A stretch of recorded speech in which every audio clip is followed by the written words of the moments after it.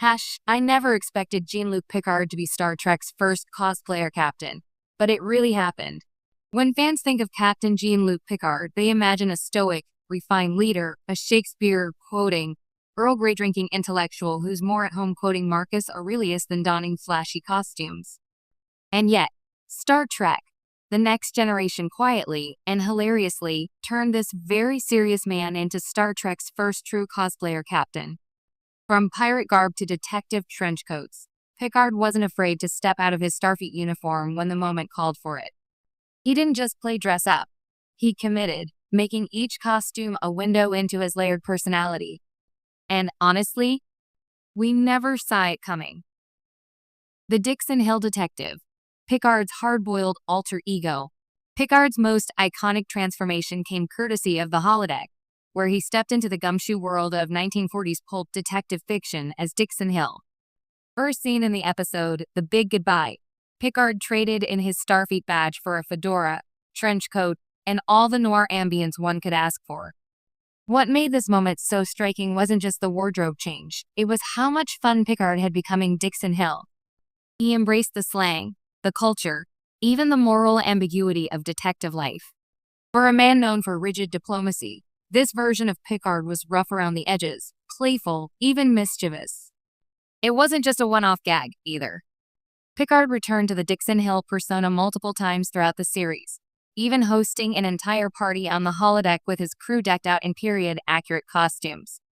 He fully embraced the fantasy, proving he wasn't just playing a character, he was cosplaying with the same level of enthusiasm as a Comic-Con regular.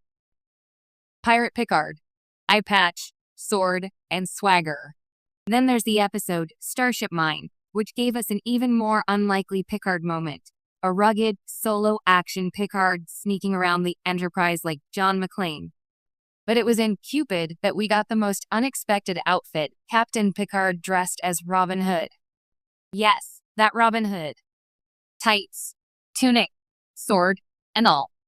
In one of Q's whimsical interferences, the crew of the Enterprise is transformed into characters from the legend of Sherwood Forest. Picard, of course, protests. But even his irritation can't hide the fact that Patrick Stewart is having the time of his life. Swashbuckling through the forest, clashing swords with Sergei of Gisborne aka Worf, and delivering love-struck monologues to Vash, Picard somehow manages to turn the flamboyant garb into a dramatic triumph. What could have been an embarrassing parody became yet another memorable adventure, and another entry in Picard's unexpected cosplay resume. Shakespearean splendor. Theater as cosplay. We can't talk about Picard's flair for costume without mentioning his love for Shakespeare. In episodes like The Defector and Emergence, Picard is shown rehearsing or quoting from classic plays, often in full Elizabethan attire. His appreciation for the bard runs so deep that he doesn't just study the text, he lives it. Cloaked in velvet robes and reciting soliloquies with practiced gravitas, this is Picard at his most theatrical.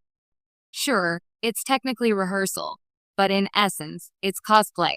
Full immersion into a character from another time and place, costume included. And again, Picard takes it seriously. He's not mocking the art form. He reveres it. Watching him perform Shakespeare isn't just about cultural enrichment, it's a passionate portrayal from a man who finds joy in embodying these iconic characters. Star Trek gave us many glimpses of Picard the captain, but these moments showed us Picard the actor, the fan, the dreamer. The secret of cosplay, Picard. A hidden playfulness.